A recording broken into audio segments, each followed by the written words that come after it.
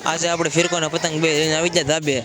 તો જય માતાજી અને જય દ્વારકાધીશ મિત્રો, સ્વાગત છે તમારું મારા નવા મિની બ્લોગમાં. તો કેમ છો બધા મજામાં? તો આપણે આવી ગયા ધાબે, કારણ કે આપણે હતા નવીરા, એટલે પતંગને ફિરકો લઈને ધાબે આવી ગયા. ધાબે જોયું તો પહેલેથી પતંગ સગાવતા કેમેરામાં નહીં દેખાય, કારણ કે બહુ દૂર છે. એટલે પછી હું આપણે ધાબાનું નિરીક્ષણ કરતા જાણવા મળ્યું કે અત્યારે પતંગ થોડીક ધીમી ધીમી સગે છે, કારણ કે પવન ઓછો છે. એટલે પછી હું આપણે લઈ લીધી પતંગમાં કાના નતા બંધેલા, એટલે વિવેકભાઈ પછી હું વિવેકભાઈ મસ્ત કાના બાંધી દીધા છે આપણને. મારી બધી તમારો આભાર દેવો છે.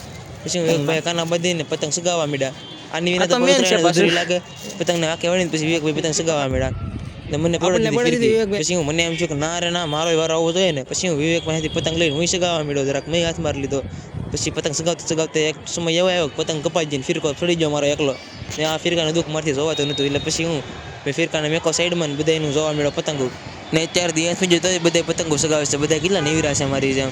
પછી હું વિચાર કરતો થઈ ગયું અંધારું, એટલે આપણે બાબુ આવી જાય નીચે, કારણ કે છે લેસન આપણે બાકી ને બીએનું લેસન લખવાનું છે. એટલે આપણે લખવા મળ્યા બીએનું લેસન ને. જ્યાં હું લેસન લખું ત્યાં તમે લાઈક શેર અને ફોલો કરી લેતા. બાકી મળીએ કાલે નવા બ્લોગમાં. બાય.